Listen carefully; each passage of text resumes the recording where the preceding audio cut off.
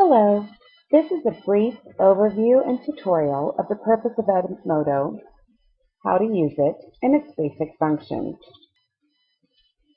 Edmodo is a great tool to use with your students in the classroom to promote collaboration in a virtual environment. Our students are very used to using Facebook, Instagram, and other social networking sites, and Edmodo is very like those. So to begin, a teacher would sign in and sign up here, clicking on I'm a teacher. Like all other sites you sign up on, you enter your name, last name, email, password, and agree to the terms of service. When a student comes in to sign up, they would click here on I'm a student. Here, where it says group code, you will have to give them, as the teacher, a code to put in there, thereby ensuring they only sign up to the group you intend them to sign up for. So I'm going to go ahead and log in, since I've already created my Edmodo account. And this is what it looks like. You'll notice it does look very much like other social networking sites. Your first step as a new user would be to create your groups. As you can see on this side, I've already got quite a few groups created. However, if I want to create a new one, I'm going to click on this plus sign here and create. Then we have to come up with a title for our group.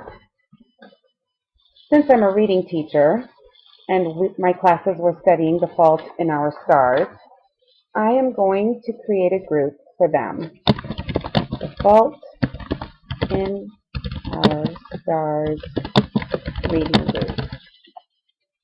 Select a grade, 7th, subject area, language arts, subject reading, create.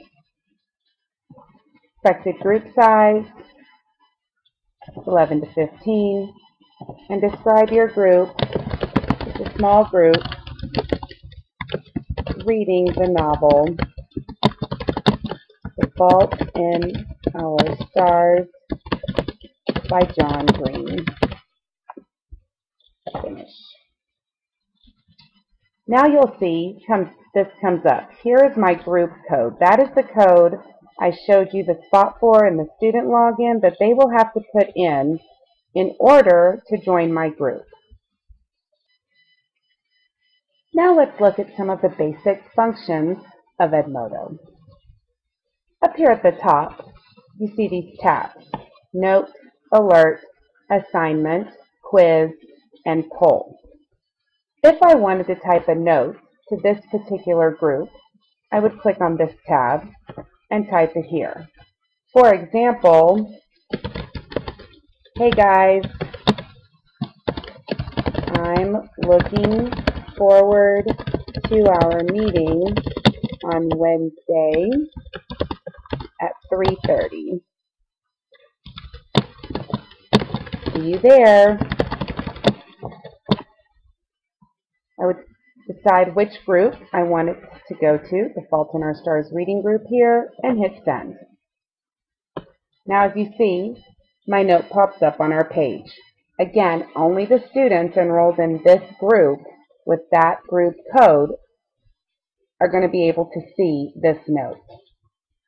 So the note you can use for many different things: reminders, suggestions, thoughts, comments. It's a great tool. The next function that we're going to look at is here, Alert. Alert is a little bit different than a note in that you are limited to only 140 characters max, whereas the note can be a little bit longer. This would be something I would use personally to remind students about an upcoming quiz, an upcoming due date, an upcoming test, project due, something like that. So I might say in the alert, don't forget, your quiz is due by Friday. And send. You'll see when this one posts, it's bolded. a little bit different than the notes. Let's look at the next function here on this tab, Assignments. When I click on this, I have different options. I can load an assignment that I've already saved, set a due date, and title it. So let's say I want students to do a reader response. I would say reader response for chapter 1. Due date, June, we'll give them 3 days, June 25th. Describe the assignments. Here's where I'm going to put down exactly what I want students to do. Please respond in a well-written paragraph. What do you infer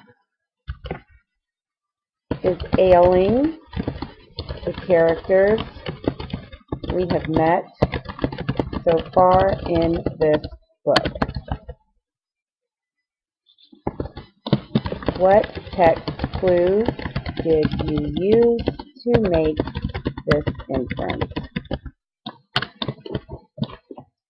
Lock this assignment after it's due, therefore nobody can turn it in late, and click Send.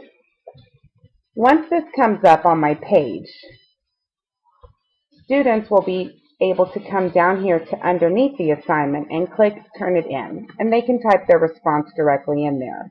As a teacher, I can see who has turned it in and who hasn't. Because this assignment is set in a setting that is so much like the social networks our students are used to using, how much more fun would it be for them to answer here in Edmodo than simply in a reader response journal, as is traditional. Now let's look at creating a quiz on Edmodo. We'll go up here to the Quiz tab and click on that. You have an option, create a quiz or load a previously created quiz. I'm going to create a quiz, and I have a lot of options here. I can do multiple choice, true, false, short answer, fill in the blank, or matching. I'm going to go ahead and start with the true, false, and add a first question. Just for demonstration purposes, let's say I'm going to ask, Miss Gottlieb's favorite character in the book is, I guess the correct answer I would down here is false. And to add my next question, I would go to this plus sign, add the next question. It automatically saved to my first one. The next question, I might type, Hazel just loves her mother fawning all over her about her illness. Set my correct answer and add another question. Once I'm through adding all the questions I want to add, I would click Assign Quiz.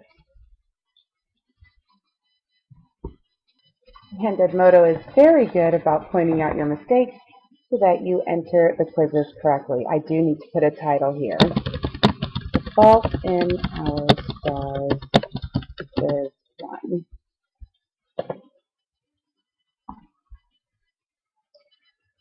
So, as my quiz pops up, students will be able to come in here, answer this quiz, and I, as their teacher, will be the only one that sees their answers. The last basic function I'm going to show you is the poll. To create a poll where students decide their favorite, let's say, character or a setting, you click on the Poll tab, and this box pops up with question in it. Here I'm going to type a question. Who is your favorite character in The Fault in Our Stars?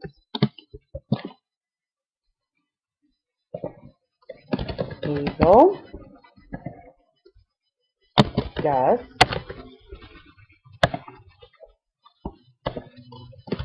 Isaac,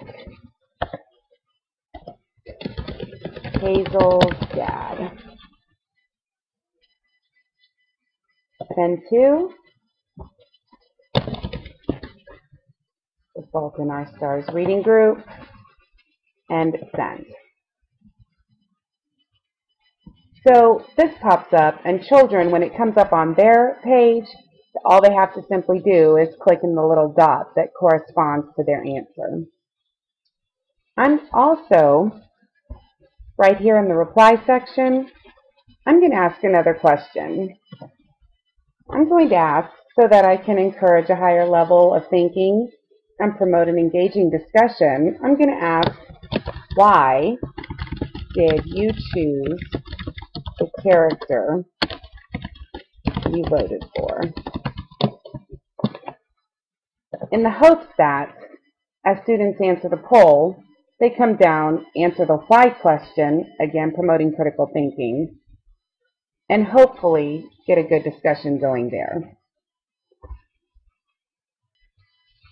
Those are the basic functions for Edmodo and its use with students. There are other functions as well, and as you delve into the world of Edmodo, you will find them out through your own discovery. Briefly, let me point out, it does not just have to be used with students. It's a great professional learning community for adults as well. You can see over here on the left side, I belong to other adult groups with professional educators and other learners as well. That's all for this brief tutorial. Thank you so much for your time and your patience, and I hope that you're able to integrate the use of Edmodo into your classroom and encourage your students to become part of a professional learning group, just like we all are as we grow older. Thank you so much for your time.